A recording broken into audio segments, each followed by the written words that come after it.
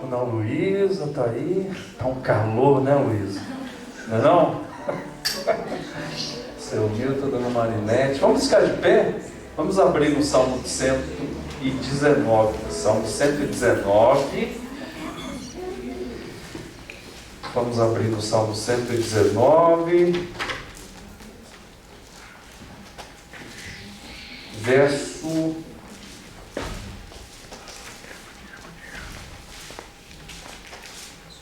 81. 119, verso 81. Já temos um introdutor de plantão ali, graças a Deus, né? Faz o serviço aí, hein, Maurício? Antigamente tinha uns irmãos da igreja e era para pegar bêbado, né? Colocar para fora. O 81 diz assim: desfalece minha alma, aguardando a tua salvação. Porém espero na tua palavra. Esmorecem os meus olhos de tanto esperar por tua promessa, enquanto digo, quando me haverás de consolar? Já me assemelha a um odre na fumaça. Contudo, não me esqueço dos teus decretos. Quantos vêm a ser os teus dias do teu servo? Quando me fará justiça contra os que me perseguem? Para mim abriram covas os soberbos, que não andam consoante a tua lei. São verdadeiros todos os teus mandamentos. Eles me perseguem injustamente. Ajuda-me. Quase deram cabo de mim na terra, mas eu não deixo os teus preceitos. Vivifica-me segundo a tua misericórdia e guardarei os teus testemunhos de tua boca. Guardarei os testemunhos de tua boca. Irmãos, está aqui um retrato de uma pessoa que está sendo perseguida. Você já foi perseguido ou está sendo perseguido? É uma coisa muito ruim. Às vezes é no serviço, às vezes é na família. Relatos de pessoas que se converteram, o pai jogou ele para fora de casa.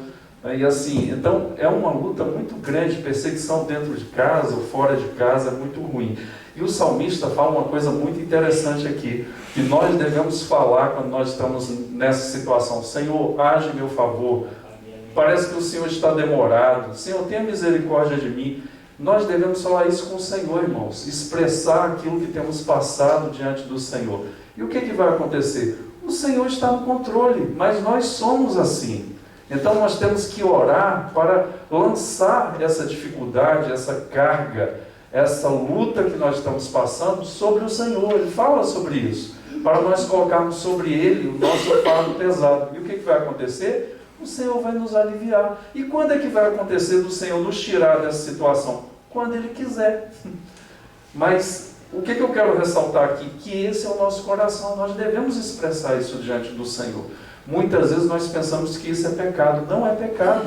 Nós falamos do nosso sofrimento, da nossa angústia, da nossa luta. Nós temos que dizer e buscar a graça do Senhor. E no tempo certo, o que o Senhor vai fazer? Vai nos libertar dessa angústia, dessa dificuldade. E o salmista diz aqui: desfalece minha alma, no verso 80 a 81, aguardando a tua salvação, porém espero na tua palavra. Porque a palavra do Senhor diz que o Senhor vai estar conosco todos os dias. Nós temos um Deus, irmãos, que está conosco na hora da alegria e na hora da dificuldade também. Então, nesta manhã, se você estiver passando por isso, ou souber de alguém que está passando por isso, uma perseguição, lance sobre o Senhor agora a tua angústia em oração e peça para o Senhor. Eu costumo dizer assim: Senhor, apressa-te, né? Apressa-te, porque é o meu coração que está angustiado, mas o Senhor está no controle de todas as coisas. Então nesta manhã nós vamos fazer isso. Irmãos, tivemos essa semana, sabe o que é filé mignon de Bíblia? Filé mignon, irmãos, foi maravilhoso, né? O pastor Tremper vai estar hoje aqui à noite, e é uma pessoa tão humilde, né? 40 anos que ele dá aula de Antigo Testamento, 40 anos. Vocês vão ver que é um senhor de 67 anos, mas bem jovem. Ele vai estar aqui hoje à noite com a tradução do pastor Marlon, da Igreja Batista, e vai pregar no Salmo 77. Então você já pode... Eu só peço os irmãos para esperarem, que a gente ainda está falando aqui. Quem chegou atrasado, né? Então, o pastor Tremper vai estar aqui. Não deixa ninguém entrar mais, por favor. a gente está falando da Bíblia, a gente tem que parar. Se for oração, irmão, não ande, se estiver falando da Bíblia, pare onde você estiver. Já começou aquela brincadeirinha de criança, estaltinha, né? Estaltinha, né? Então, onde eu estava? O pastor Tremper vai pregar no Salmo 77, você já pode ler esse Salmo e vir preparado para esta noite, vai ser uma noite muito especial, ok? Então nós tivemos como ler a lei nesta semana, como ler provérbios, como ler salmos, como ler... ontem nós tivemos a instrução para o livro de Samuel e assim por diante. Então, meus irmãos, nós vamos orar agradecendo ao Senhor. Mas vamos orar também para que Deus abençoe as famílias da igreja e vamos orar para que Deus abençoe o nosso país, muitas decisões estruturais. Pedir para Deus estar abençoando quem está ali e diz na palavra do Senhor que o Senhor inclina o coração do rei como Ele quer. Vamos pedir para que Deus nos ajude e nos abençoe nesta manhã. Vamos orar. Eu quero pedir para que você ore com a pessoa que está do seu lado e peça que Deus abençoe essa vida nesta manhã. Pode orar, viu, irmãos? Pode orar.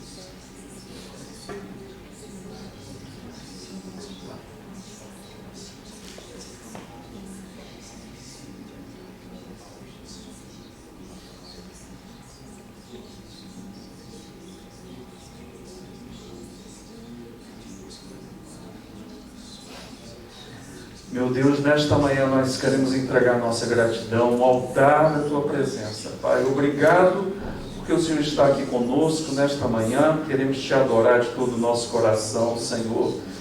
Deus, queremos colocar nas Tuas mãos a nossa gratidão, nosso louvor. Deus, obrigado pela salvação que o Senhor nos deu na cruz. Obrigado, Senhor, pela Tua palavra. Obrigado pelo Teu Santo Espírito, que nos conduz a toda a verdade, que confirma aquilo que o Senhor falou. Ó Pai Todo-Poderoso, queremos Te agradecer, Senhor, pela igreja. Pai, queremos colocar nas Tuas mãos a nossa gratidão pelo texto que foi lido. Deus, colocamos a nossa angústia diante de Ti, as nossas lutas da semana. Senhor, lançamos sobre Ti toda a nossa ansiedade, porque o Senhor tem cuidado de nós. Pai, colocamos em Ti a nossa confiança e nada temeremos. Senhor, Deus Todo-Poderoso, queremos colocar nas Tuas mãos também as famílias da igreja, Senhor. Deus, em nome de Jesus Cristo, constrói, Senhor, a Tua bênção, Senhor, nestes lares. Derrama, Senhor, ó Deus, a Tua purificação.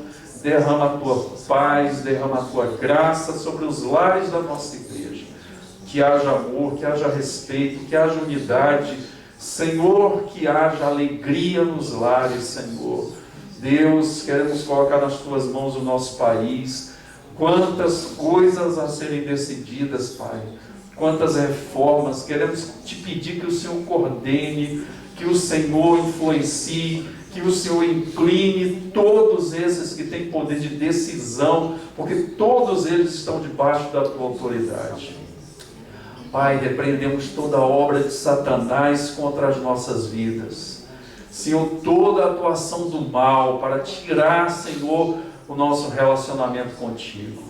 Pai, nesta manhã nós queremos Te adorar, Te bendizer e Te exaltar, em nome de Jesus Cristo. Amém. Vamos cantar e vamos adorar o Senhor antes de nós nos dividirmos. Os teens vão estar aqui e os jovens aqui conosco.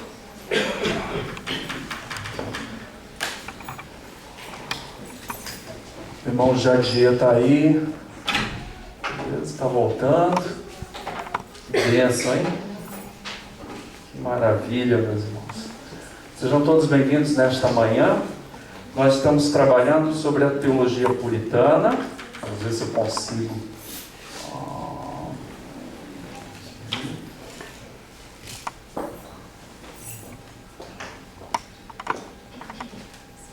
Tem que ligar aí. Vou botar a bananeira. Acho que a pilha não.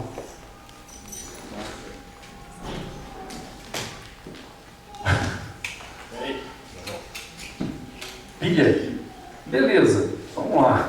A gente vai começando aqui. Meus irmãos, sejam todos bem-vindos. Deus abençoe. Nós estamos trabalhando sobre a reforma na Inglaterra. Foi um dos países mais importantes. Irmãos, é uma coisa muito triste. Passa hoje na Inglaterra, eu fui em vários países da Europa, não fui na Inglaterra agora, mas você não vê uma igreja protestante. Nenhuma. Você não vê. Você não encontra igrejas protestantes abertas. É uma coisa terrível. Eu vi um grande exegeta chamado Gordon Fee, ele dando uma entrevista e o entrevistador dele falando que, por exemplo, hoje nos Estados Unidos tem vindo gente do Oriente para pregar o Evangelho. Então, uma inversão. Então, pessoas lá do Oriente, da África, estão se convertendo, estão trazendo a mensagem para os Estados Unidos e para a Europa. Por quê? Porque esses países estão secularizados. Você não pode falar do Evangelho, mas você pode falar de homossexualidade, você pode falar de aberrações que nós temos visto. Por exemplo, criança escolher o sexo. Você já viu isso? Então, a criança é inimputável, por exemplo, perante a lei até tal idade, mas para ela escolher o sexo com 9 anos, igual apareceu numa reportagem, obrigado. Apareceu numa reportagem a semana passada, um garoto de 9 anos que falou: meu nome é Milena, e a família toda respeitando. Ela é a Milena, não é. É um menino. Isso aí pode fazer. Mas pregar o Evangelho você vai para a delegacia. Podem abrir um processo contra você. Então, meus irmãos, a história é muito triste. Mas houve uma reforma na Inglaterra muito profunda. Como nós vimos, vamos passar, nós estamos usando esse livro-texto. É um livro, a primeira edição dele é de 1954, Early Cairns. E eu vi, por exemplo, num site que estava errada a idade dele. Eu falei para vocês que era 108 anos. E eu vi em outro site, esse pastor morreu com 98. Então já tem 10 anos que ele morreu. Com 108 anos, né? Mas eu acreditei, porque estava escrito, né? Eu falei, segundo o site e tal, mas é 98 anos. Um pastor muito usado na área de eclesiologia. E ele é um canadense, então esse livro a primeira edição dele é de 54. E, lógico, um professor muito bom, ele foi enxertando outras partes nesse livro e deu um livro muito bom, que você tem a edição mais nova aí da Vida Nova. Meus irmãos, nós vimos, por exemplo, relembrando, as causas da reforma na Inglaterra. Causas econômicas, nós vimos que a Igreja Romana descontava uma grande soma de impostos que ia para Roma, ali na Inglaterra. Então, tudo ia para Roma. Isso causou um problema muito sério. Por quê? Porque os comerciantes que se tornaram burgueses foram sentindo aversão a isso. E também o parlamento inglês, que se uniu em torno do rei. Então o rei tinha o apoio do parlamento, o rei tinha o apoio da população, e o rei começou a ter o apoio também da igreja. E aí a igreja, esses vários anos se fecharam e não aceitaram mais. Por exemplo, por que a gente tem que pagar impostos para Roma? Por que a gente tem que dar grande parte da riqueza para Roma? Isso foi um dos problemas da reforma, problemas causadores da reforma inglesa. Problemas políticos. Nós vimos o quê? Por exemplo, o problema principal foi o problema do rei Henrique VIII. Por quê?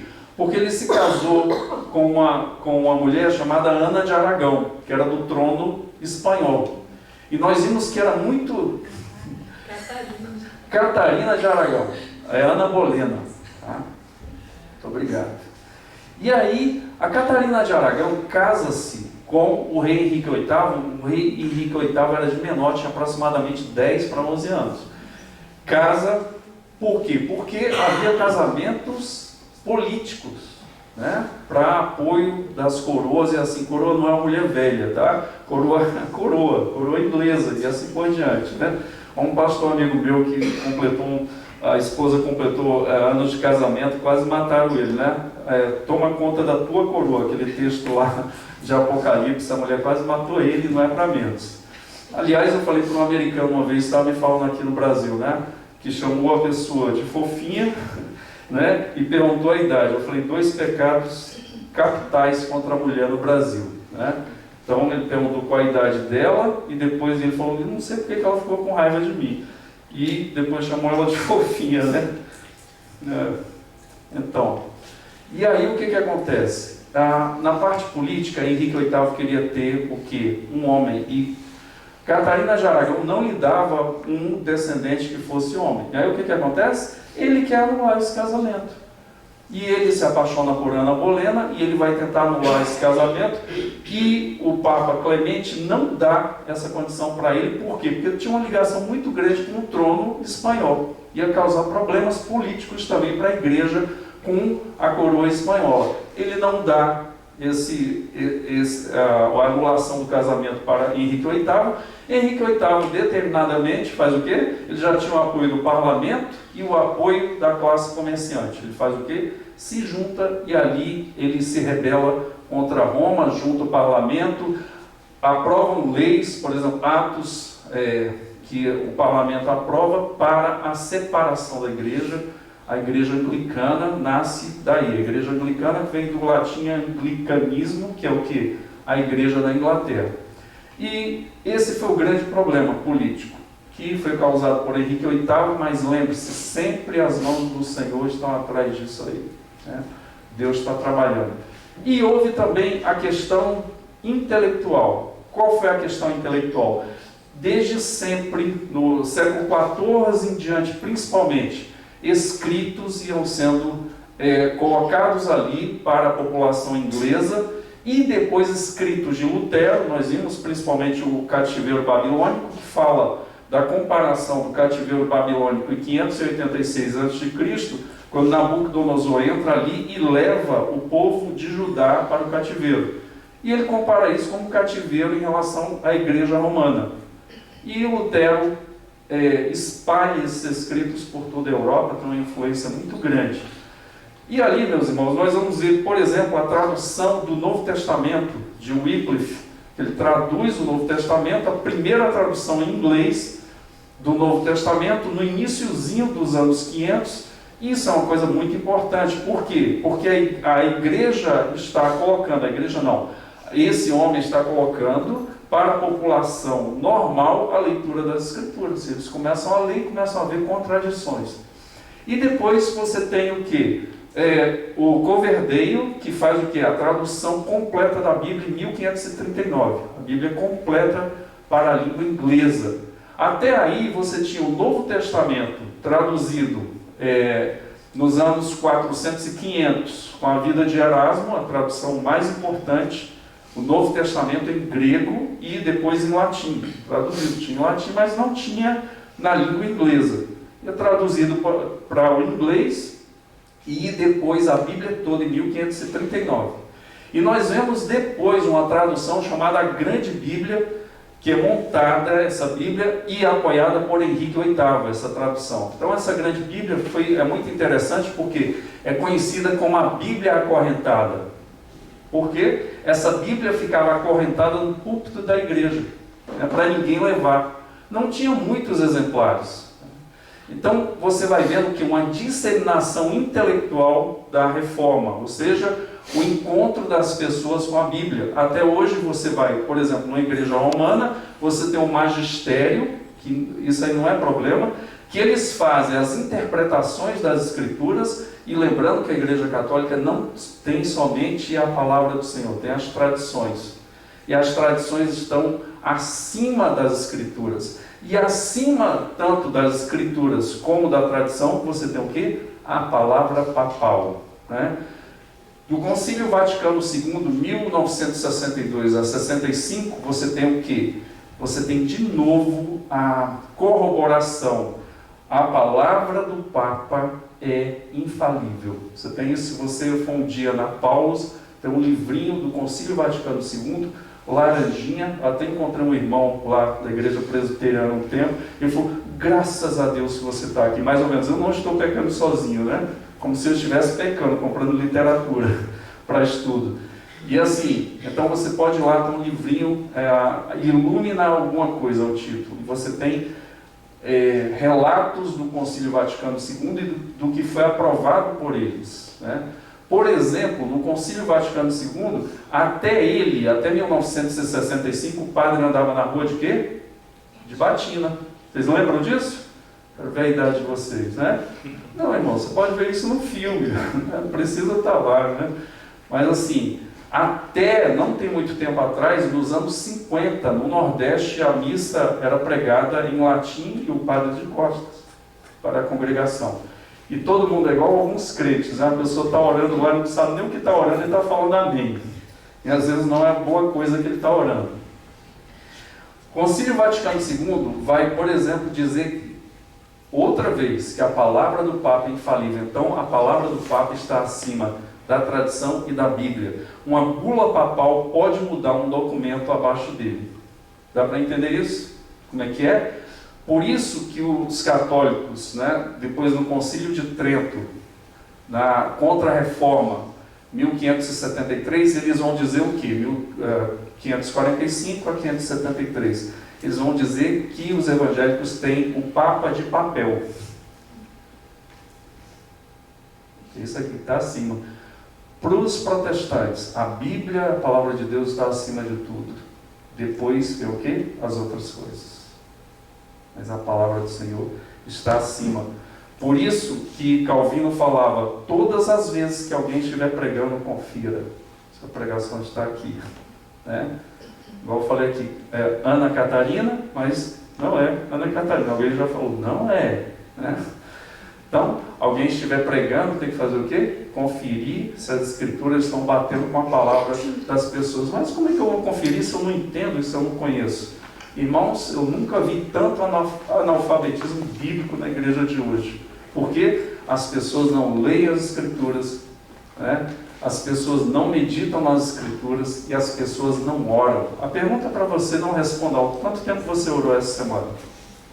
Parou para orar? E quanto tempo você parou para meditar nas escrituras?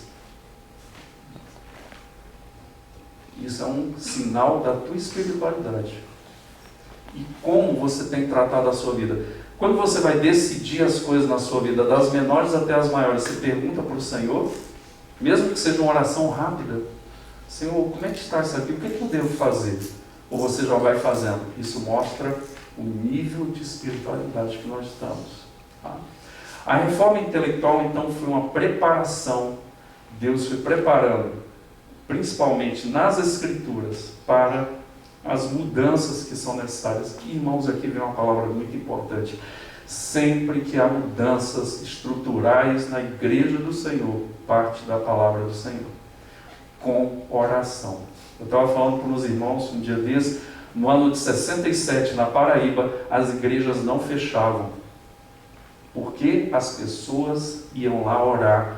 Era culto 3 da manhã, e não era no domingo não, né? As pessoas, a igreja não fechava as portas, pessoas, conversões em massa, muito fácil a conversão, né? Então isso se chama avivamento. Tem um povo na África do Sul que está há mais de 40 anos em avivamento, o povo Zulu, acho que é Zulu. Como é que é o avivamento? Eles entram lá e as pessoas começam a chorar e a se jogar no chão, confessando os seus pecados. Então, a palavra gera arrependimento, o Espírito gera quebrantamento e as pessoas se convertem. Quando Paulo estava passando na igreja ali de Éfeso, pregando, as pessoas jogavam os livros de magia negra nas praças. E diz lá Lucas, dizendo que o preço daquele número de livros ali que foi jogado naquele dia dava 50 mil denários. Isso era uma fortuna. E as pessoas se jogando na presença de Deus em arrependimento. Irmãos, a igreja precisa se arrepender. A igreja precisa voltar para as Escrituras. A igreja precisa voltar para a oração. Nós temos que andar com o Senhor no coração todos os dias, perto do Senhor. Quanto mais perto do Senhor, mais próximo da santidade do Senhor. Então essa anulação de Henrique VIII não foi aceita. Isso é uma causa política que eclodiu, mas a causa intelectual foi a mais importante, ou seja, a tradução das Escrituras, os escritos de Lutero, né, e isso era uma coisa popular, na classe popular ia se espalhando esses escritos. E o que fez eclodir foi a anulação do casamento, que ali a igreja inglesa, anglicana, se torna uma igreja estatal, e ali começa a haver o que? Uma revolta contra Roma, a excomungação do rei Henrique VIII e assim por diante. Depois da morte de Henrique VIII, o Eduardo I, o seu filho, ele vai ascender ao trono com apenas 8 anos de idade e ele morre com 15 anos. E aí a gente tem aqui uma figura também bíblica, que é o que? Um tutoriamento. Então, por exemplo, Josias, ele foi um rei muito bom, até a morte de Jeoiada, que era o sacerdote. O sacerdote que era casado com a irmã dele. Né? E eles seguraram o menino no trono, esconderam nas câmaras dos sacerdotes, até ele se tornar o quê? Da idade de 7 para 7 anos. Ele assume o trono com 7 anos. E Joás com 7, Josias com 8. É isso. O Joás que eu estou falando. Estava falando Josias, estava errado. O Joás, ele ascende ao trono. Ele anda com Deus até o Jeoiada está vivo. O Jeoiada está vivo, ele está com Deus. Ele morreu, ele começa a fazer besteira. Aqui a mesma coisa, tem um tutoriamento e ali as reformas continuam na igreja inglesa. O Henrique VIII morre e Eduardo I, com 8 anos, ele ascende, depois com 15 ele falece. Mas fez a parte dele nessa trajetória da reforma na igreja da Inglaterra. Então hoje nós vamos ver o que? A reação, depois da morte de Henrique VIII, vai vir o que? Maria Tudor, que é conhecida como Maria I, não é do trono português, que era Maria a Louca, né? A mãe do Dom João VI. E então ali vai ter o que? A conciliação depois com a rainha Elizabeth e uma parte do movimento puritano e separatista que a gente vai ver hoje. Não vamos fechar hoje com essa aula. As causas da reforma, já falei, causas econômicas e políticas, causa intelectual, falamos sobre isso, causa direta da reforma, o desejo do Henrique VIII de se separar. Hoje nós vamos entrar, ali vimos também alguma coisa sobre Henrique VIII, a revolta sobre Roma, a respeito das atitudes dele, das mudanças. Nós vimos também, por exemplo, que ele elege um sacerdote da abadia de Westminster de Cantuária, que é o Cranmer, Thomas Cranmer. Esse Thomas Cranmer, que é o grande cérebro intelectual teológico da reforma inglesa. E ele vai criar um livro de oração. Esse livro de oração, até hoje, nós vemos a segunda edição desse livro, que até hoje é seguida na igreja anglicana. Você vai ter esse livro de oração, a estruturação do culto. Como é que eu devo fazer na entrada do culto? Como é que eu devo orar? As leituras bíblicas, as músicas e assim por diante. Então, o Henrique VIII foi usado por isso. Também uma coisa muito importante, que ele também apoia a tradução da Bíblia na língua inglesa.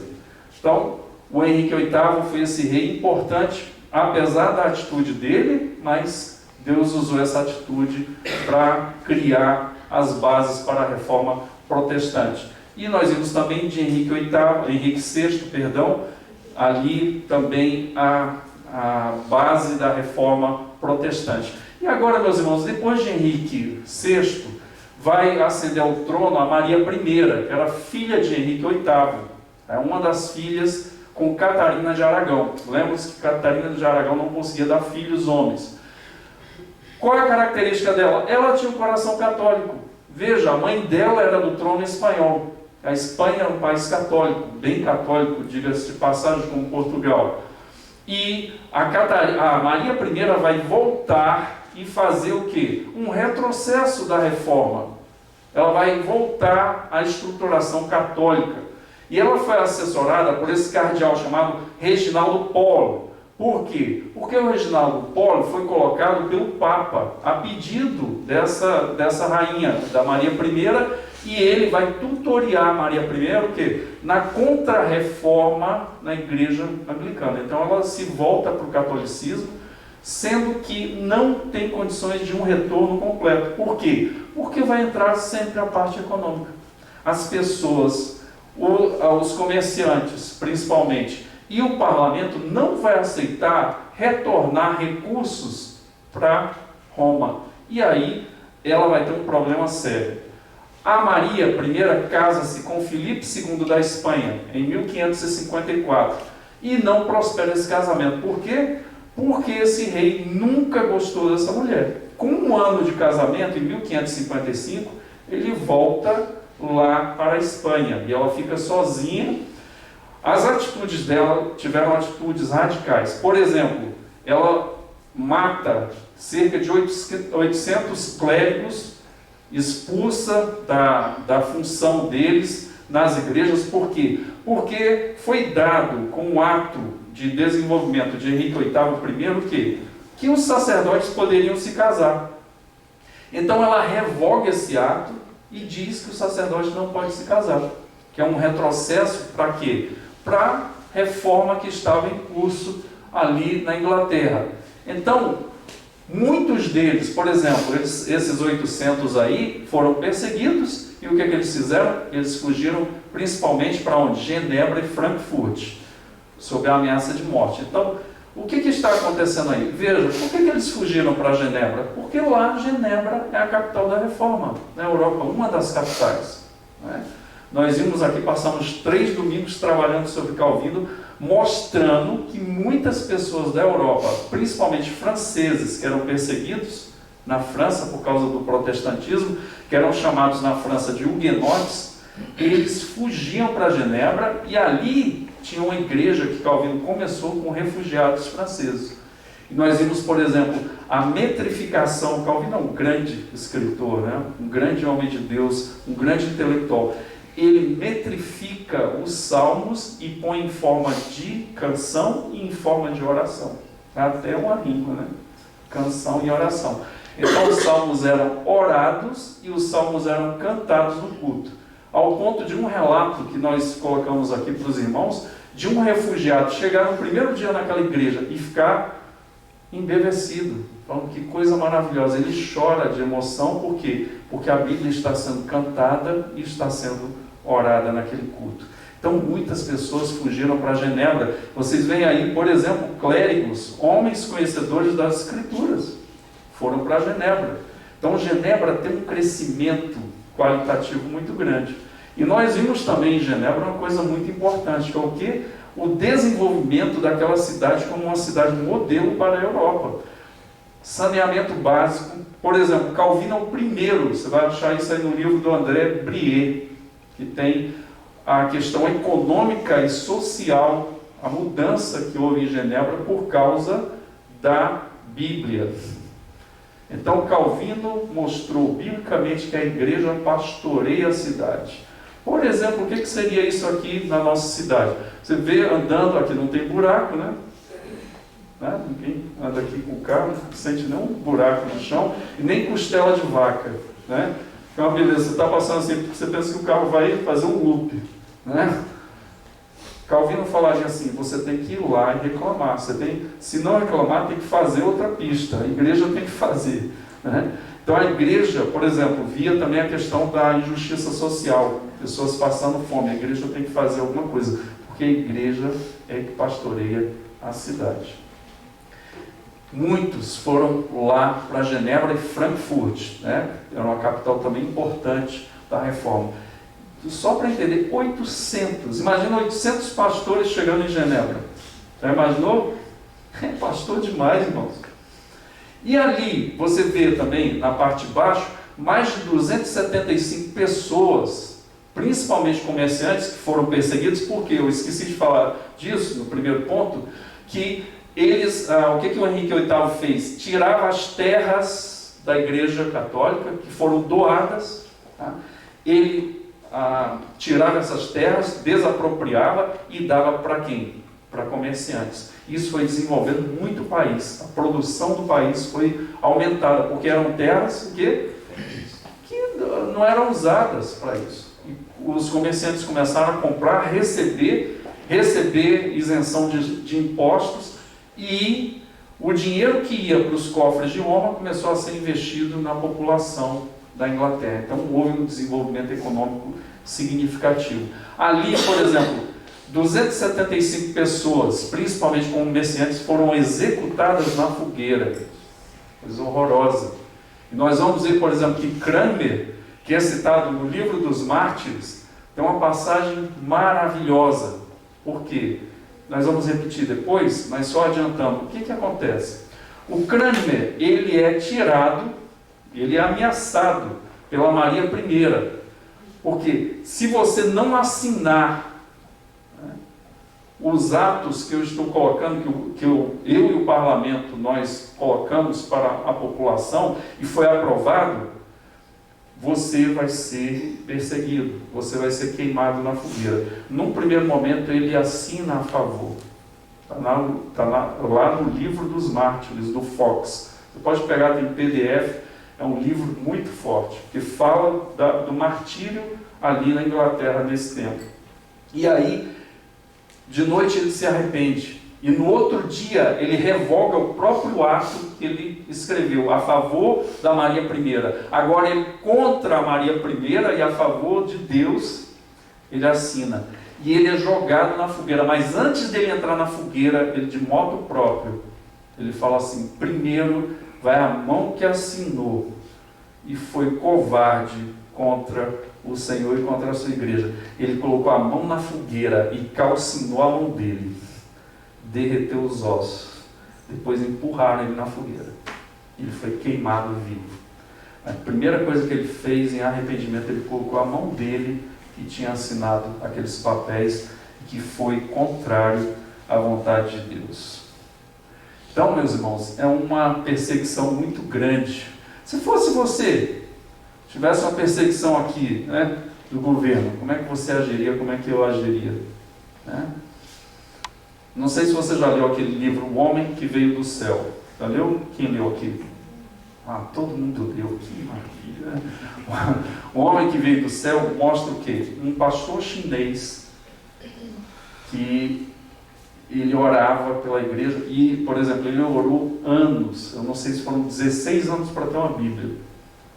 E Deus revelou para ele, tá? Que a revelação é da Bíblia. Deus mostrou para ele que alguém ia levar uma Bíblia para ele. E ele pegou essa Bíblia depois de 16 anos, se não me engano. E ele foi pego pela polícia chinesa e foi torturado inúmeras vezes. E foi expulso. E ele foi para a Alemanha. Chegou na igreja da Alemanha para um culto como esse aqui. Ele entrando e os irmãos, graças a Deus, nós estamos orando para que Deus cesse a perseguição na igreja na China. Ele assumiu o púlpito e falou: vocês estão orando errado. A perseguição tem gerado uma igreja santa.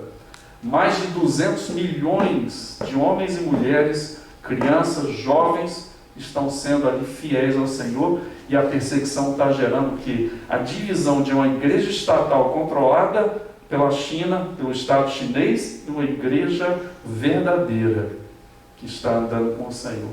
Não orem para acabar com a perseguição. John Stott escreveu o seu último livro em 2010, O Discípulo Radical, e foram fazer uma entrevista com ele. Ele morreu em 2011, salvo me engano. Ele morreu no mesmo dia daquela cantora, Amy House, é isso? Amy Winehouse, isso. No mesmo dia fizeram uma comparação. Multidões no mundo todinho olhando aquela mulher, que o testemunho não era bom. E do outro lado, John Stott morrendo no interior da Inglaterra, numa chácara, com pouquíssimos irmãos, e Deus recebendo o seu servo.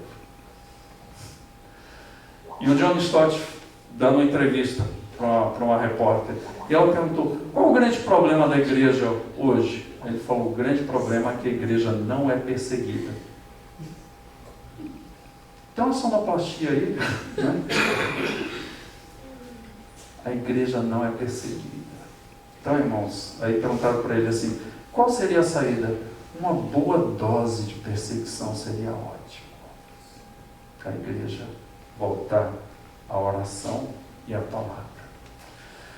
Meus irmãos, dentre a perseguição, 3 homens, Cranmer, como eu falei, Hugh Latimer e Riddle, que era um dos tutores do Eduardo VI, foi o segundo tutor. O primeiro ele perseguiu e morreu, ou matou, perdão. O segundo é esse aí, que foi perseguido pela Maria I, e o Latimer foi também colocado na fogueira. E olha o que é que ele disse. Ele disse para o Riddle, disse assim: ao dizer de dentro das chamas que o seu fogo acenderia uma vela na Inglaterra, que pela graça de Deus jamais seria apagada. Então, homens que foram para a fogueira. Tá? O Cranmer, ele tem, a importância dele é muito grande. Por exemplo, ele que está ali na estruturação dessa Bíblia, chamada a Grande Bíblia, o livro de oração de culto que eu falei, os 42 artigos, né, da Igreja Anglicana, e também depois se tornam revisados 39 artigos, e é chamado Credo da Igreja Anglicana. Você pode abrir, a Fabiana mandou semana passada, né? E está mandando esse, o livro dos mártires. Ah, então tá bom. Então, o credo da Igreja Anglicana até hoje é o mesmo credo. Você vai na Igreja Anglicana no mundo, você vai ter o mesmo credo, com 39 artigos, falando o que a Igreja Anglicana crê, em que ela crê. Então, meus irmãos, ali tem uma frase que o Early Cairns põe, muito importante. Nada mais pesou para a continuação do protestantismo em terras inglesas do que a morte desses mártires para a fé do povo inglês. Se tornou um exemplo a ser seguido. E isso foi importante demais para quê? Para a continuação das reformas, mesmo com Maria I sendo uma católica. Então esse livro dos mártires aí vale a pena ler e é muito importante. Agora, meus irmãos, vai entrar outra rainha, a rainha Elizabeth, que era o quê? Protestante. De 1558 a 1603, é um trono enorme, 45 anos de reinado. É muita coisa. Então ela subiu ao trono, já não era uma menininha, não tinha 8 anos, não tinha 10, ela tinha 25 anos, era uma pessoa muito experiente, ela tinha visto muita coisa. Enfrenta muitos problemas. Quais os problemas maiores? Exatamente essa confusão que houve. Veja, irmãos, está um país dividido ainda com o ranço humanista e agora com a entrada do protestantismo. Então tem uma confusão. Não deu tempo de digerir isso. É uma confusão que está ali. E ela entra nesse sentido. Mas ela é uma mulher muito sábia. O que ela faz? Ela não toma decisões precipitadas ou radicais num momento como esse. E ela vai trabalhando com o parlamento, convencendo, e vai trabalhando com as massas, e vai trabalhando com a população. Ela é uma mulher muito hábil na política. Então, em 1559, esse problema maior é essa divisão que está no país entre católicos e protestantes. Algumas coisas importantes no governo dela. Em 1559, o parlamento aprova o ato de supremacia de Elizabeth. Né? E, dentre outras coisas, ela vai manter o quê? Vai manter o que foi conquistado antes. Ela volta para, por exemplo, o casamento do sacerdote. Ela volta para essa questão.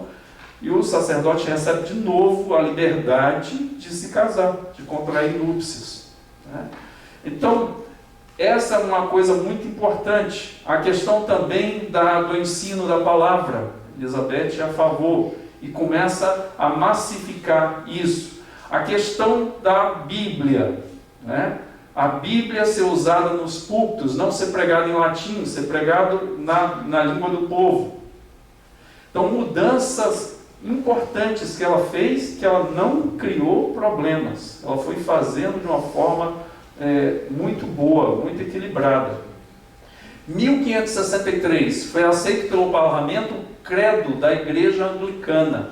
Em 1563, foi aprovado por lei aquele credo que nós vimos de 39 artigos, que começou com Cranmer e agora é aprovado como lei. Ou seja, a igreja estatal vai usar aquilo ali. Então isso significa o quê? Que o pastor da igreja anglicana, ele está debaixo da autoridade. Antigamente era de Henrique VIII. Agora o chefe da igreja anglicana é a Elizabeth. Então, ela foi muito importante para a aprovação. Então, o que quer dizer isso? Os pastores, os clérigos da igreja anglicana tinham que rezar naquele livro de oração, principalmente no credo da igreja anglicana. Então, não podia ser mudado.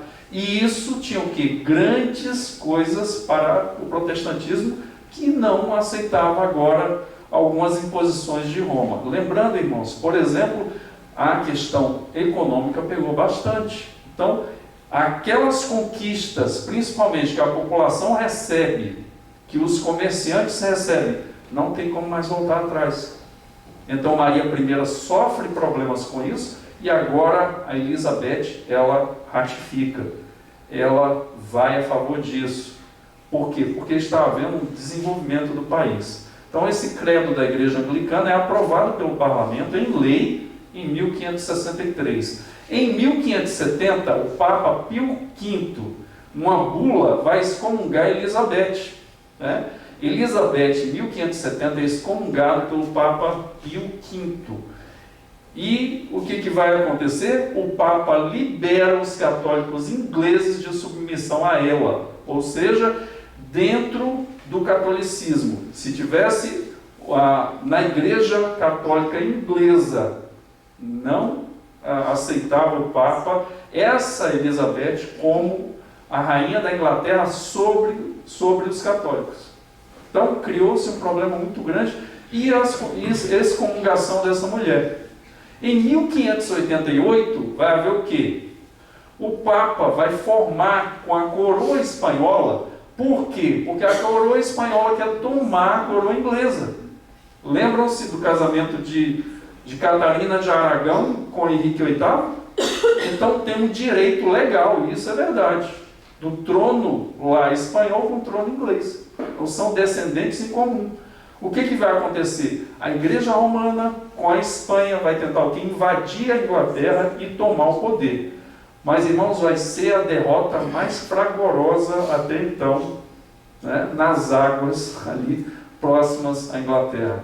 A Inglaterra usa uma estratégia muito importante, barcos pequenos e ágeis. Isso foi fundamental para quê? Para a destruição dessa esquadra espanhola. É chamado de esquadra espanhola. Porque a Espanha tenta captar a coroa inglesa, porque tem direito realmente, e com a ajuda da Igreja Católica. É uma derrota fragorosa e aumenta o quê? A posse do protestantismo em terras inglesas. Então, o Papa Pio V teve essa atitude, excomungou Elizabeth. Em 1588, a Armada Espanhola fragorosamente é derrotada e nasce o quê? Uma igreja oficial adotada pelo governo.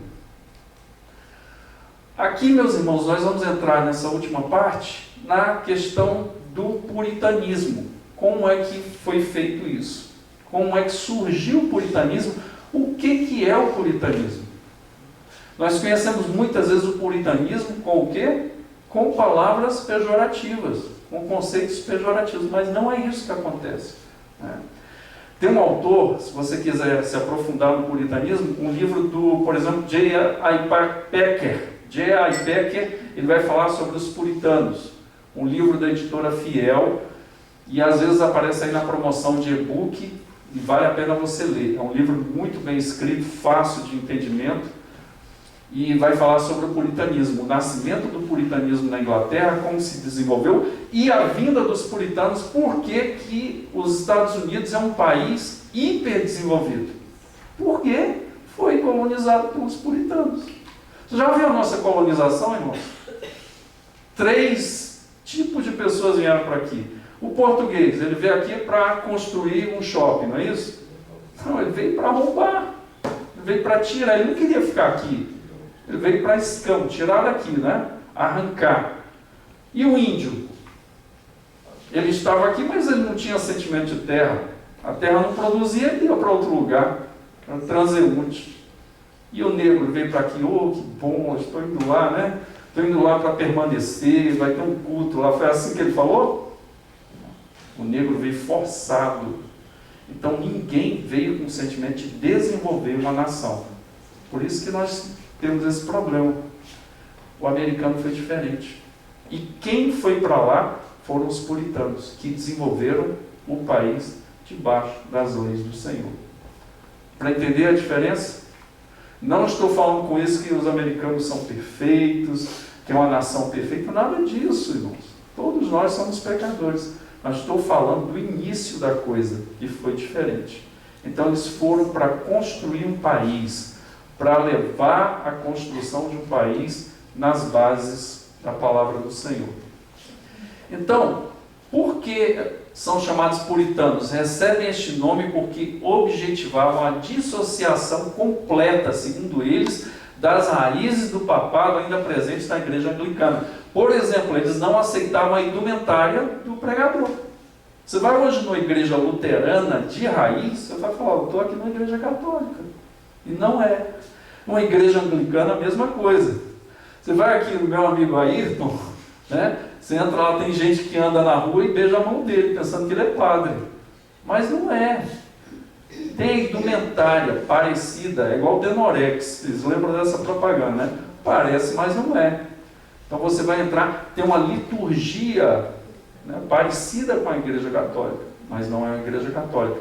Sendo que os puritanos não queriam isso, ligar coisas ao papado. Né? Eles queriam dissociar completamente. Por exemplo, houve uma confusão muito grande, porque o anglicano se dobrava, né, assim no altar para adorar.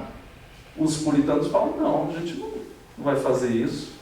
A ceia do Senhor como era, a pregação como era feita.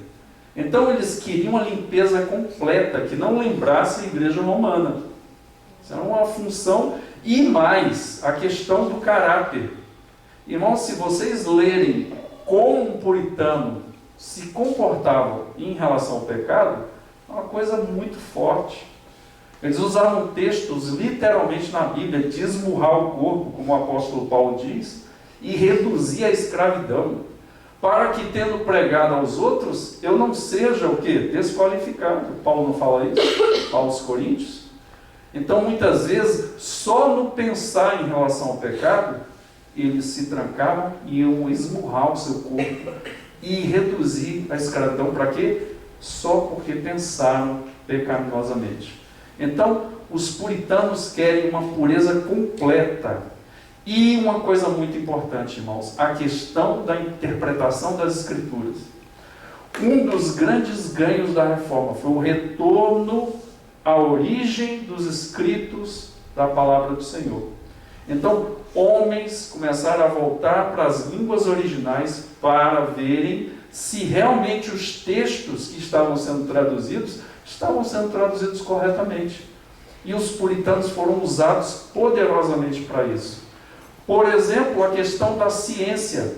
Muitos puritanos foram cientistas muito importantes, né? Homens que tinham na ciência o que? A glorificação de Deus. Outros na arte. Então, uma forma de manifestação de Deus nas artes. Os puritanos são importantes nessa área também. Então, tinha uma rigidez muito grande com o quê? Com o costume. E muitos na Inglaterra foram sacudidos pelas orientações puritanas. Então, a base era o quê? Uma dissociação completa das doutrinas católicas e costumes dentro da igreja. Então, eles diziam assim, por exemplo, chamavam de trapos do papado, por exemplo, a roupa do sacerdote, purificação de acordo com a Bíblia. Isso é que eu acho muito legal. Não é o que eu acho que deve ser purificação. É o que a Bíblia diz que é purificação. E nós vamos querer isso.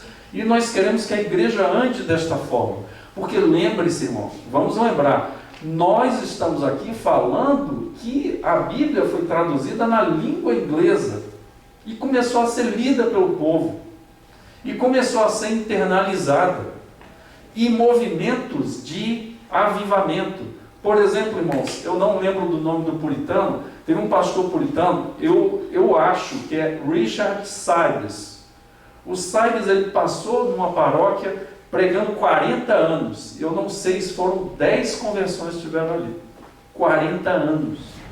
Um homem de Deus, um homem de oração e um homem extremamente versado nas Escrituras. Irmãos, e Deus falava para ele, você está preparando o terreno. Você está arando, jogando adubo, preparando o terreno. Quando Sides morreu, depois veio quem? Veio Richard Baxter, você tem um livro em português muito bom, traduzido do Baxter, um pedaço, Fabiana já vai mandar ali, já está, né? Que se chama Pastor Aprovado. Como o pastor tomar conta de uma igreja. Mas o que eu quero falar do Baxter? Ele, quando assumiu o ministério ali, depois dos Sides, milhares de pessoas se converteram. A igreja dele chegou a ter 800 famílias. A pregação envolvia tanto a cidade que as pessoas se convertiam na rua. Hinos eram cantados nos cantos das ruas. Nas praças os comerciantes se convertiam. Deus estava varrendo aquela população ali. Tá? 40 anos um ficou preparando a terra e depois o outro foi colher. Muitas conversões. Pessoas dizem nos relatos da história de Baxter, pessoas em cima, assim, olhando, né, penduradas nas janelas da igreja, que não tinha lugar, cheia a igreja, lotada. E ele pregando e as pessoas se convertendo aos montes. Por exemplo, Jonathan Edwards, que foi usado na Nova Inglaterra hoje, que tem um secularismo ali em Harvard, ali em Boston, né? Você passa hoje lá um secularismo. Foi lugares onde Deus usou homens de forma poderosa. Jonathan Edwards pregava, por exemplo, pecadores na mão de um Deus irado, um sermão clássico dele, um sermão tão poderoso, que tinha as bases da igreja, as colunas, as pessoas se agarravam nas colunas da igreja, sentindo o calor nos pés, o calor do inferno, e eles caindo, enquanto esse pastor pregava, com medo de ir para o inferno. E ali Deus varria o Evangelho de uma forma, com o Evangelho de uma forma poderosa, né? E Deus usou esses homens. Mas, irmãos, homens que buscaram, volta a repetir, você quer ter uma vida santificada? Vá para as Escrituras e para a oração. Escrituras e oração. Não é assim, não. Está lendo a Bíblia e está pensando no Carrefour. Está lendo a Bíblia e está pensando, o que é que eu vou fazer hoje? Está lendo a Bíblia sendo aplicada para você, te transformando. Era assim que os puritanos faziam. Era uma leitura da Bíblia aplicada ao coração deles. Então, eles começaram a usar o quê? A escrever regras. Nós falamos aqui, quando a gente deu teologia sistemática, eu usei um livro do maior autor hoje sobre puritanismo, chamado Joel Bick. Joel Bick teve agora na Fiel, no mês de outubro, acho, na Fiel, ele veio ao Brasil. Então, Joel Bick é o escritor que tem mais livros na área de puritanismo, a maior autoridade hoje no mundo. E ele escreve, e ele mostrou, por exemplo, estruturas de oração, estruturas de culto, estruturas devocionais riquíssimas. Por exemplo, eles queriam mostrar como eu vou ler a Bíblia de forma eficaz. Eles escreviam sobre isso. Como eu vou viver no meio de uma sociedade perdida? Escreveu sobre isso, dava dicas, orientações, escritos densos, tá? Tomos de livros enormes, né, extensos, falando que detalhes, como você vai fazer, como você vai orar, como você vai cultuar, como você vai aplicar, como a pessoa vai viver em sociedade. Como é que ela vai fazer isso? Eu vou ter que sair da sociedade? Não, eu vou influenciar a sociedade. Como é que eu vou fazer isso? Tem o que? Manuais e manuais. Cultos domésticos nascem com os puritanos. Como é que eu vou fazer o culto doméstico? A igreja começava nos lares, não era na igreja. Porque durante a semana a pessoa não ia na igreja. Os pais recebiam orientação dos pastores de como criar os seus filhos. Organização de culto, né? O pessoal mais antigo aqui tinha um culto doméstico, né? E teve gente que fazia um culto com a Bíblia do lado e um cinturão do outro. Era desse jeito. Né? Porque se o menino piasse, cinturão dele. Aí glorificava a Bíblia, né? Cantava, né? E assim por diante. Né? Quem está me ouvindo sabe. Mas, como é que eu vou viver em casa? Como é que eu vou viver na sociedade? Como é que eu vou viver na igreja? Escritos. Inúmeros. Por exemplo, a pergunta para o puritano maior é o quê? O que é que a Bíblia está dizendo? Então eles iam, interpretavam as escrituras, homens estudiosos do hebraico, do grego, tiravam essas estruturas da Bíblia, princípios, e aí vinha a segunda pergunta: como eu vou aplicar isso hoje à minha vida? 1600 anos depois da Igreja de Cristo. Como é que eu vou aplicar? Por exemplo, hoje seria o quê? Eu vou entrar na UNB. Como é que eu vou me portar na UNB? Tinha manuais sobre isso, como se portar na universidade. Como se portar em relação ao conhecimento, era dado. Como se portar em relação à humildade. Tinha manuais para isso. Homens escreveram uma escrita muito grande, produções e produções de livros nessa época, que os puritanos estiveram ali lutando para que a igreja da Inglaterra fosse uma igreja purificada e santificada. Por isso que o nome é puritanos. Eles queriam se afastar completamente da igreja antes.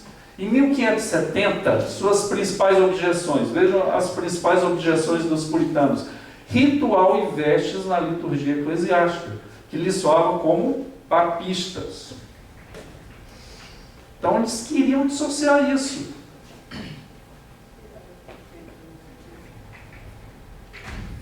Por exemplo, opunham-se à guarda dos dias santos. O calendário da Igreja Católica tem dias santos que eram guardados, mas eles falam: onde está isso na Bíblia? Está vendo, irmãos? Coisa interessante. E eu volto a repetir aqui: o problema não é tradição, não é. Você acha a tradição de ler a Bíblia e meditar nas Escrituras ruim? Você acha a tradição de vir à igreja? Irmãos, uma das coisas mais maravilhosas para a minha vida é vir à igreja. Por exemplo, eu estou feliz aqui hoje. E eu fico feliz quando eu vejo uma família todinha entrando na igreja, assim, logicamente na hora certa, né? Entrando na igreja, vindo. Eu acho maravilhoso. Eu me emociono. Né?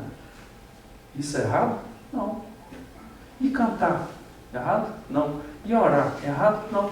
Tradições que nós temos. O problema é quando as tradições estão contra a palavra do Senhor.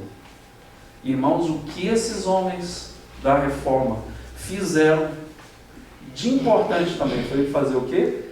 Por que que eu estou fazendo o que eu estou fazendo? Por quê? E às vezes a gente está fazendo uma coisa e não sabe. Será que a Bíblia está falando isso mesmo? Será que a Bíblia é a favor? Será que a Bíblia é contra? Então, meus irmãos, eles se opunham exatamente às coisas, porque tem coisas que a Bíblia não proíbe e a igreja proíbe.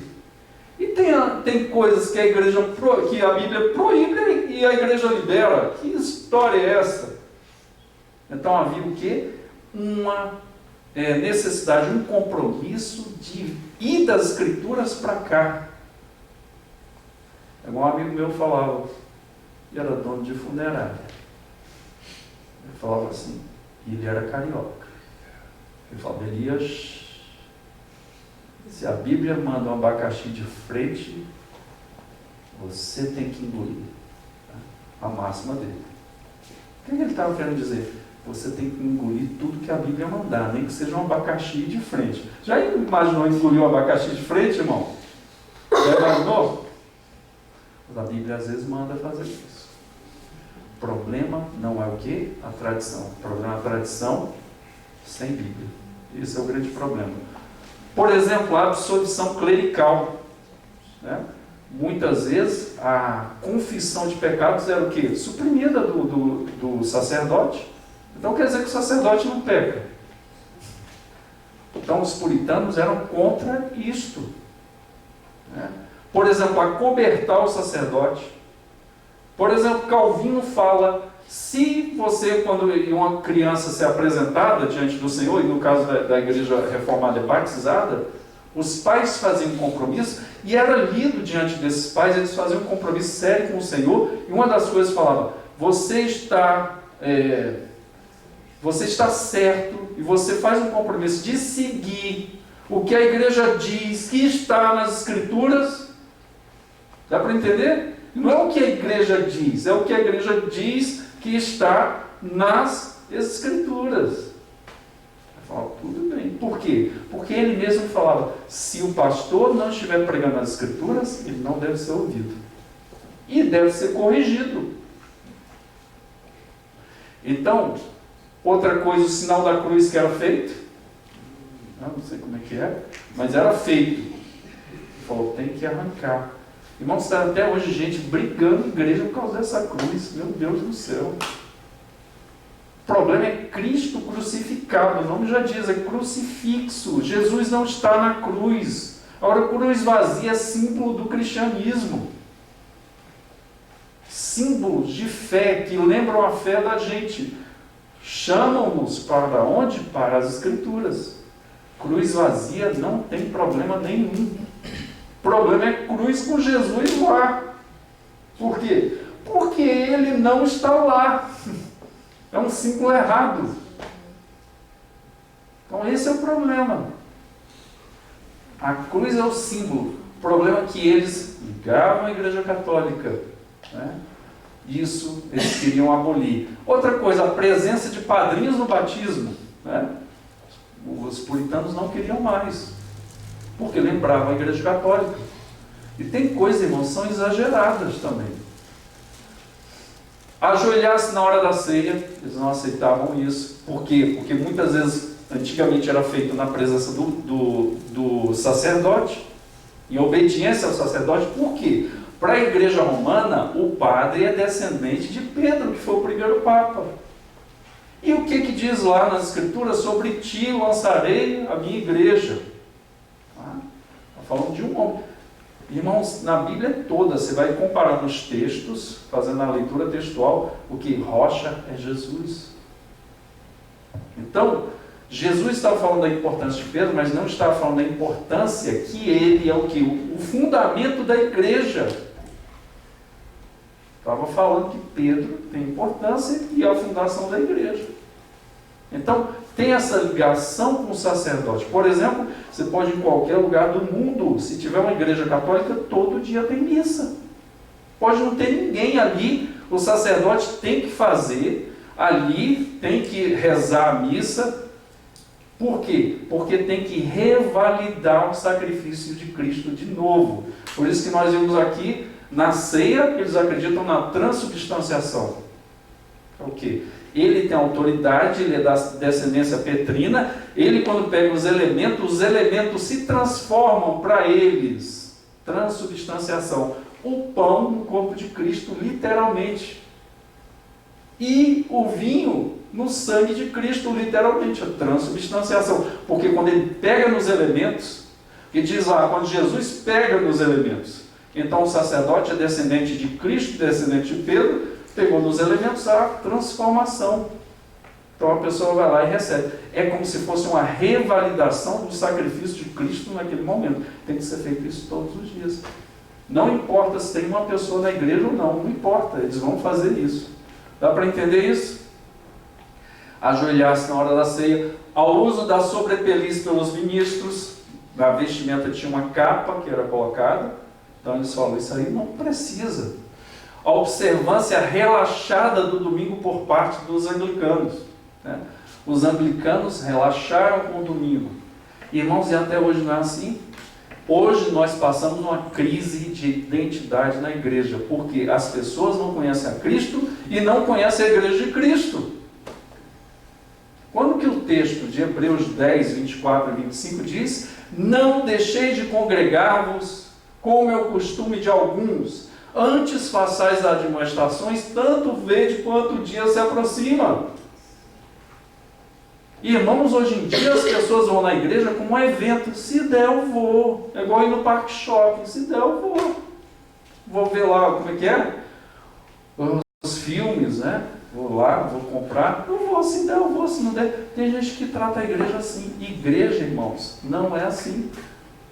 Nós devemos nos congregar. Por quê? Porque nós estamos na igreja, porque Deus criou a igreja para nos proteger, para que nós andemos, para que nós sejamos guardados, para que nós ajudemos na guarda de outros, para que nós nos dediquemos ao amor e às boas obras. Para isso. Não é um evento. Eu tenho que estar aqui na igreja, tem um culto da igreja, eu tenho que estar aqui. Irmão, se eu não fosse crente, sabe o que eu faria? Estava vendo um grande prêmio de Fórmula 1. Tu acha? Foi uma marca de que eu me converti. Que eu não perdi um grande prêmio, nem se chovesse canivete.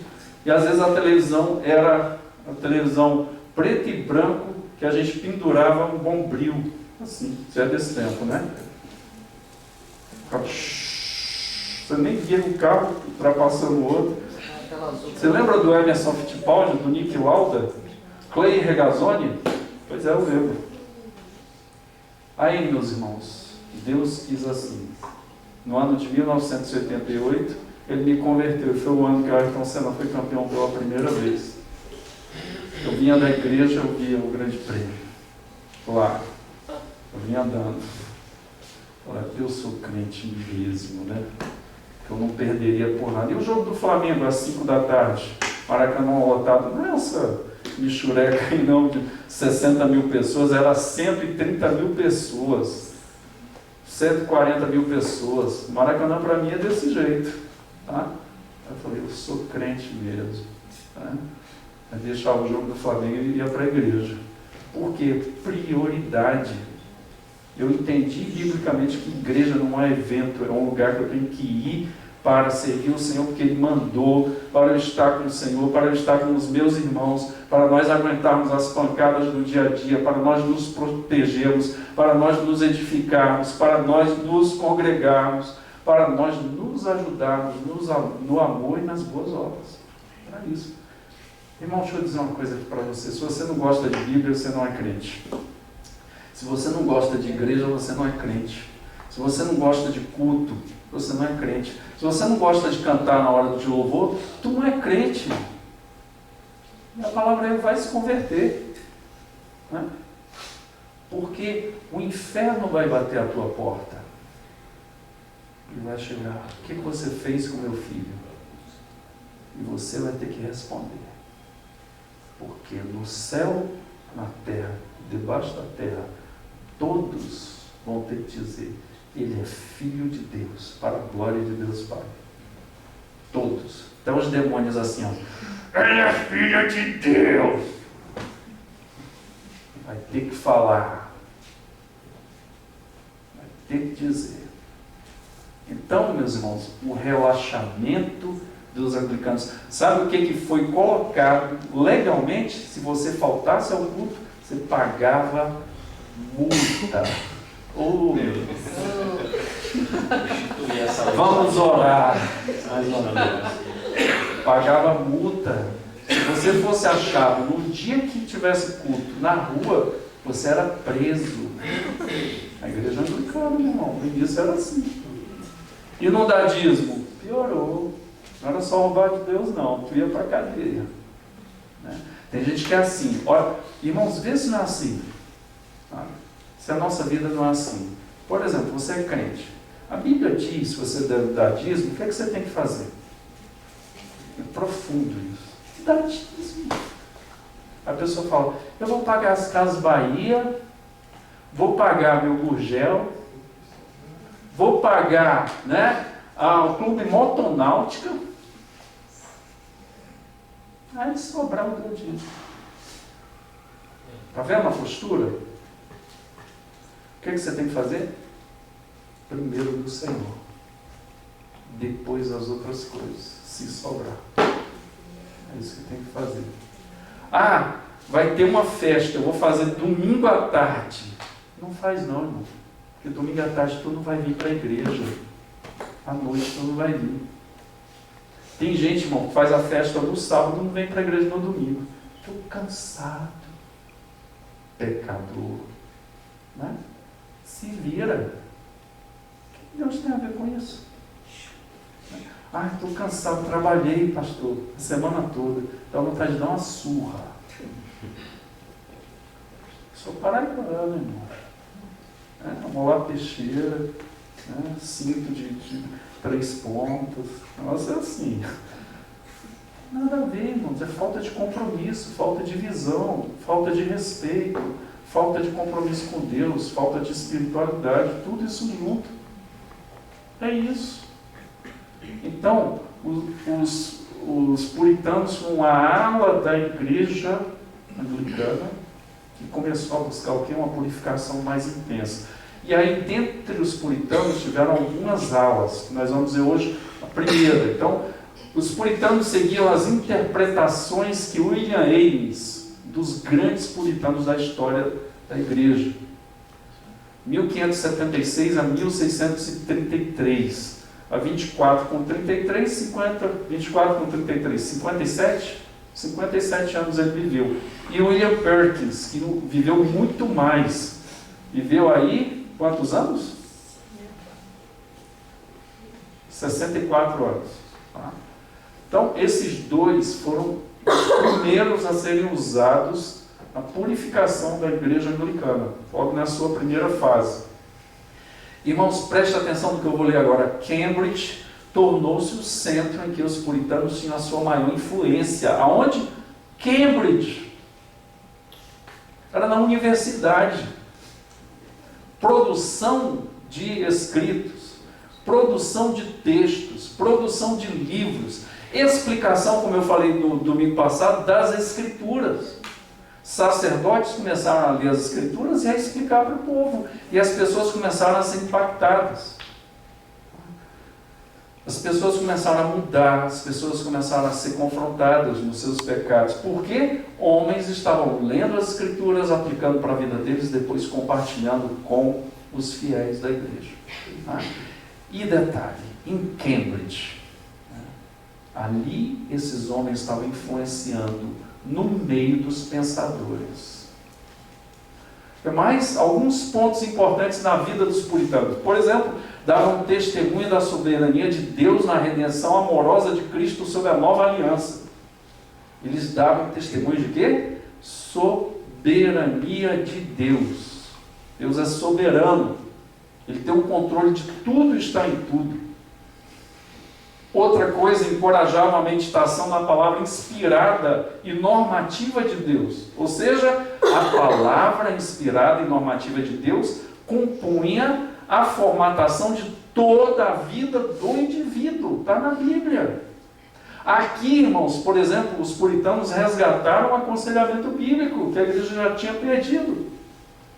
Hoje o que é que você faz? Você chega na igreja, estou com depressão, vamos procurar um psicólogo. Ou então vamos procurar um psiquiatra. Não era assim não. Primeira coisa, vamos ver o que a Bíblia diz. Às vezes, irmãos, nós temos que tomar medicação. E Deus nos ajuda. Glória a Deus por isso. Mas às vezes, irmãos, é muita medicação. Nós tomamos medicação sem controle. Qualquer coisa, está piscando aqui a sobrancelha, eu vou tomar uma medicação. Né? Eu não consigo prestar atenção na aula. Também, meu amigo, tu vai dormir 3 da manhã. Tu quer prestar atenção na aula? Eu estou cansado, eu acho que eu estou com depressão. Não faz atividade física. Come bife com gordura. Come pra caramba. Come pizza todo dia. Detona no garfo. Meu irmão, como é que você vai ficar bem? Primeira coisa, quando a pessoa vem me procurar, eu falo, como é que está a tua rotina? Às vezes eu vejo, o cara não está dormindo, o cara não está fazendo atividade física, está trabalhando demais, às vezes 2, 3 empregos. Como é que você não quer ficar cansado? Né? O diabo está me perseguindo, vai te perseguir mesmo, irmão, ele vai montar em você, vai meter espora em você, porque você não está cuidando da tua vida. Então, meditação na palavra inspirada e normativa de Deus. Destacar uma transitoriedade da vida. Tá? Então, muitas vezes os puritanos falam, para que você quer fazer esse curso superior? E Calvino já falava isso. Para quê? Porque é legal, porque dá dinheiro, porque dá status. Né? Eu fui numa formatura de direito, o cara lá defendendo, sabe? O paraninfo. Porque na lei tal nós somos considerados doutores. Na lei tal nós somos considerados doutores. Eu falei, meu Deus do céu, para que isso? Quem não precisa ficar brigando por isso, não. Para entender, a pessoa ir para o curso que ia servir melhor à sociedade. Por exemplo, Albert Schweitzer, no século passado, século XX, ele já ele é um liberal, não gosto muito disso, mas ele é um grande teólogo. Com 30 anos ele já era doutor em teologia. Sabe o que ele foi fazer? Estudar medicina com 30 anos para ir para a África, porque os africanos estavam morrendo sem médicos. Estudou medicina e foi para a África. E foi fazer ali na África. E ele não queria ser médico, mas ele foi fazer medicina para cuidar dos doentes na África, que muitas vezes estavam morrendo de cólera. E ele foi para lá. É isso que os puritanos acreditavam. Você não olha o que você quer, você olha o que Deus está te mostrando nas necessidades maiores. Você vai lá e faz. Destacava a transitoriedade da vida. Aqui é de passagem, então eu tenho que servir ao Senhor aqui, eu tenho que dar o meu tempo. Irmão, vai chegar, eu estou com 50 anos, um dia desse eu estava com 22 entrando na igreja. Estava falando com o Dido ontem no aconselhamento pré-marital do Dido, né? Falando essas coisas é rapidinho, irmão, tá? É rápido, essas coisas passam rapidinho. Se você não servir hoje a Deus, acabou a tua vida. Daqui a pouco tu está com 70, 80 e olha lá, hein? Passa rápido. Insistiam na necessidade de constante reforma da igreja. Constantemente a gente tem que rever, tem que olhar se está tudo bem. Promoviam a teologia que tinha como propósito amolecer o coração e iluminar a consciência. E isso aí tem duas coisas, irmãos. Irmãos, tem uma tendência na teologia, né? na eclesiologia, na igreja também, por exemplo. Quando eu falo de pentecostais, você lembra de quê? Fala aí para mim.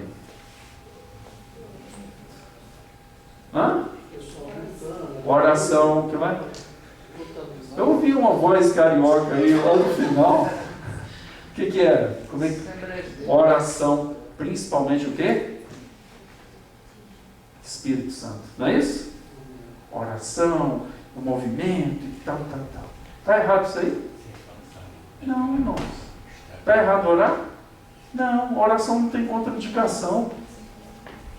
E do lado de cá, dos tradicionais, o que você lembra? Culto sério, o que mais? Mas a coisa que é mais importante para eles, estudo da Bíblia. E eu costumo dizer, os pentecostais não têm reconhecido em cartório que o Espírito Santo é deles. Tem? Assim, o Espírito Santo é nosso, então, é assim? E do lado de cá, os tradicionais não têm reconhecido em cartório que a Bíblia é deles. Irmãos, são as duas coisas. Calvino era um homem que levantava 3 horas da manhã para orar. Esses homens puritanos levantavam de madrugada para orar. Mas, irmãos, o coração estava quebrantado, mas com a palavra de Deus. Eles estudavam a Bíblia. Nós vimos essa semana e repito aqui, a Bíblia ela é divina e ela é humana. Inspirada por Deus e escrita por homens. Por exemplo, você daria um cara para escrever a Bíblia, um boieiro e colhedor de sicômoros? Deus usou esse cara, o Amós. Ele escreve, não sabe se foi ele diretamente, mas a vida foi dele. Escreve. Por exemplo, você tem a segunda epístola de Pedro, tem o quê? Nós vai, nós vem, nós fomos, nós jogamos, e é assinado Nicodemo. E nem ganhamos, nem perdemos. Né? Para entender, aí Deus inspirou esse texto. Inspirou o texto de Hebreus, que é o texto mais profundo em literatura grega, mais rebuscado, com palavras. Tem que ter sido uma pessoa muito preparada. São esses caras. Um médico, Deus usa o médico. Dá para entender, as duas coisas andam juntas? Aí você pega o quê? As duas coisas. A vida com o Espírito Santo e a vida com a palavra. E une. Essas duas coisas fazem exatamente o que os puritanos estão promovendo. Ou seja, uma teologia que tem o propósito de amolecer o coração e iluminar a consciência. Por que você está fazendo isso? Porque a Bíblia diz, aqui, ó. Por que você está fazendo isso? Porque Deus mostra nas Escrituras. Para entender isso, e ao mesmo tempo um quebrantamento, uma busca do perdão de Deus, confissão de pecados e assim por diante. O movimento puritano continuou crescendo e recebendo o apoio de muitos, o quê? Advogados. Irmãos, esses advogados não mentiam não, viu? E o pau comia, porque eles eram homens de oração. Comerciantes, moradores da zona rural. Por exemplo, eu falei aqui do Baxter, a igreja dele tinha o quê? Muitas famílias da zona rural, ali na Inglaterra. E ali eu não coloquei mais muitos cientistas que foram puritanos. Tá? Então, você tem, em 1593, o ato da Rainha Elizabeth contra os puritanos. Esse ato permitia às autoridades, faltou um Szinho, prender os puritanos por faltar à igreja anglicana. Porque eles falavam assim, eu não vou nessa igreja desse jeito. Eu também não vou fazer as coisas, porque eles estão contra a palavra do Senhor. Isso gerou o quê? Esse decreto da Rainha Elizabeth para prender os puritanos que faltavam à igreja e aos cultos, porque eles batiam de frente. Como consequência disso, o movimento puritano deu origem ao quê? Ao denominacionalismo. Eles falavam, já que a gente não pode cultuar aqui, a gente vai fundar a nossa igreja. Tá? E aí, irmãos, vai haver, hoje nós vamos ver essa primeira parte, semana que vem nós vamos ver os separatistas. Então, nasce dentro da igreja puritana, da igreja anglicana, o ramo puritanista. E nasce a primeira igreja presbiteriana aí, na Inglaterra, e com o aparecimento do grande professor de teologia de Cambridge, Thomas Cartwright, 1535 a 1603. E a primeira igreja, eu procurei isso lá, coloquei na internet, mas eu não consegui essa igreja. Também eu não sou muito referencial para isso. Primeira igreja presbiteriana foi a de Wandsworth. Então essa foi a primeira igreja fundada, que saiu do anglicanismo e se torna independente do anglicanismo. Lembre-se, a igreja anglicana é uma igreja estatal. Quem é o chefe da igreja anglicana? A Rainha Elizabeth. Antes o rei Henrique VIII. Então o rei é o quê? É o supremo líder da igreja anglicana.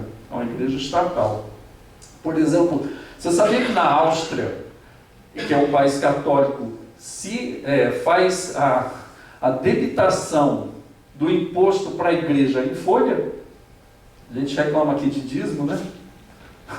Lá é na folha de pagamento do servidor público, da outra pessoa já desconta o que é o imposto para a igreja. Está ali, embutido.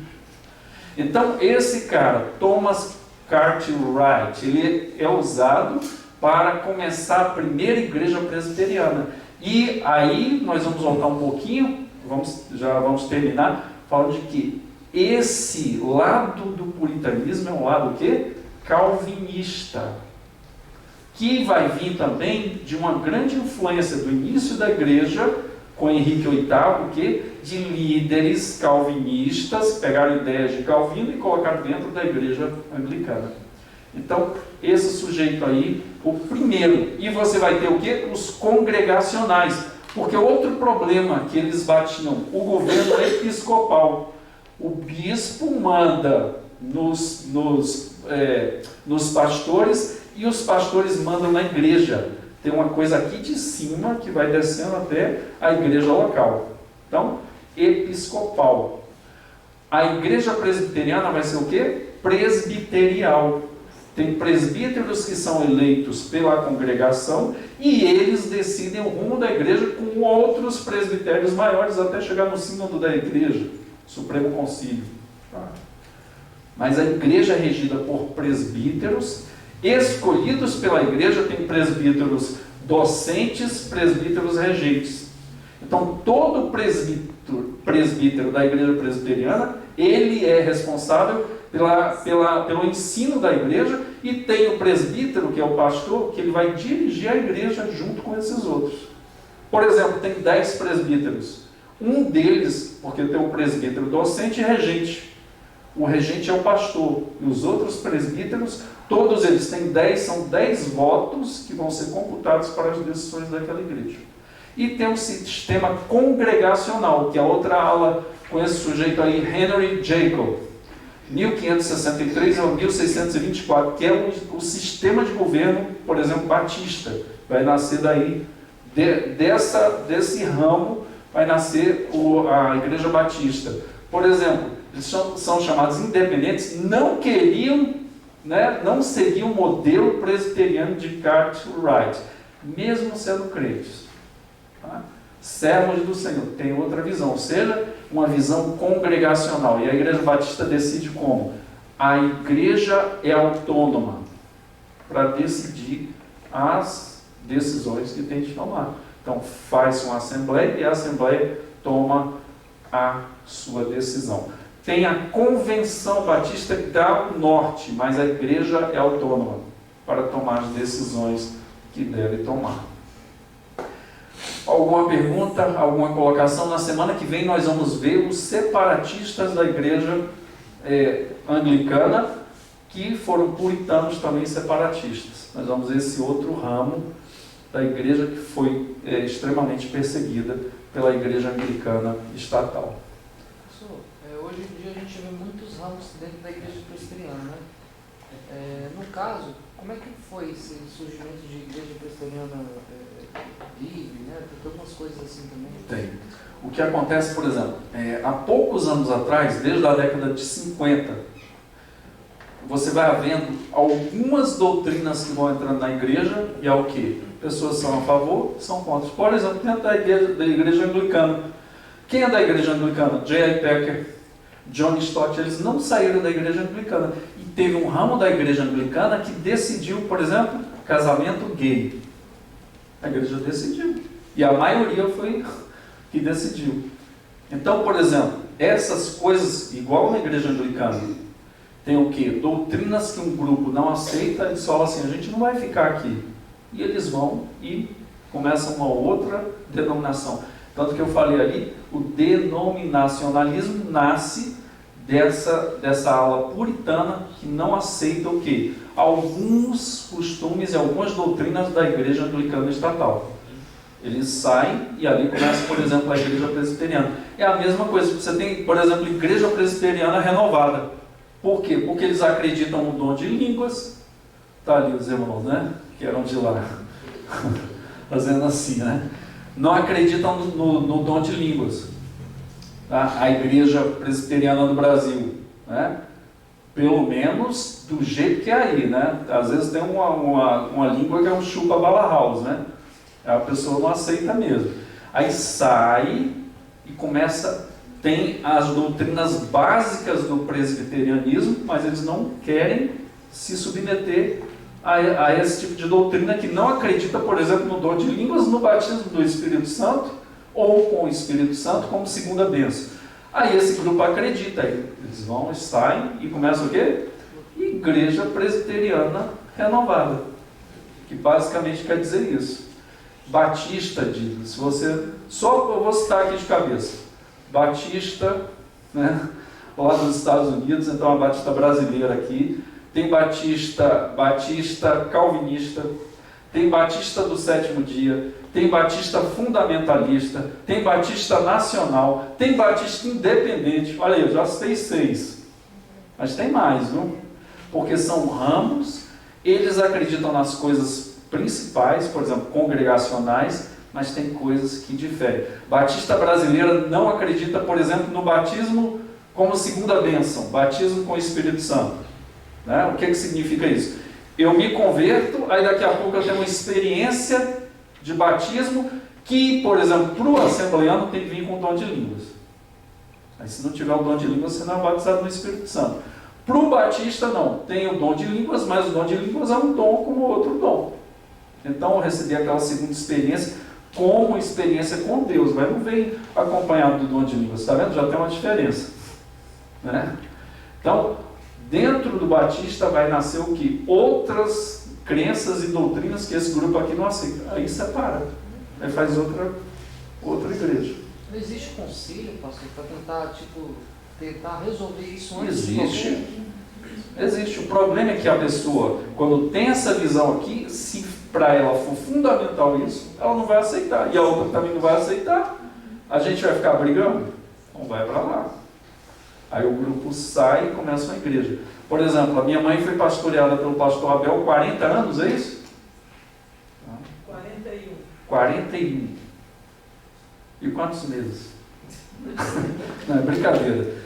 Minha mãe foi pastoreada. Ele foi pastor da primeira igreja presbiteriana de Brasília, pioneira do Bandeirante.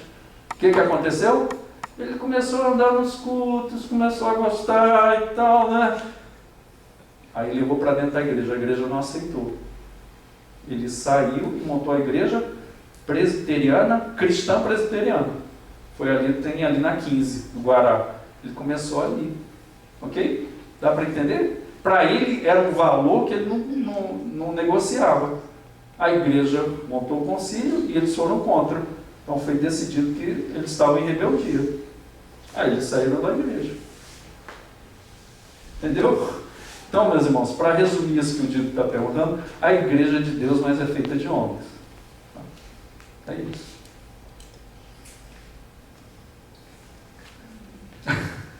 Mais alguma pergunta? Então, voltando só para fechar isso, o movimento da reforma começa sempre com as Escrituras.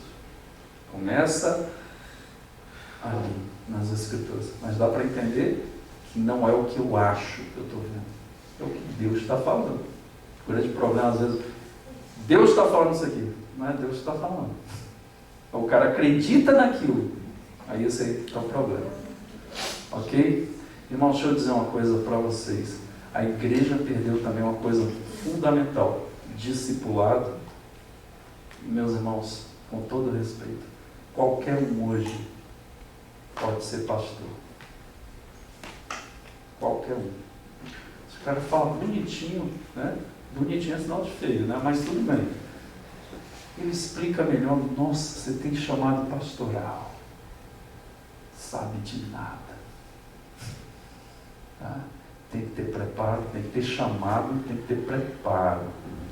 Senão, não vai ser como Calvino falou, não. Vox Dei. Vai ser Vox Sarkis, da carne.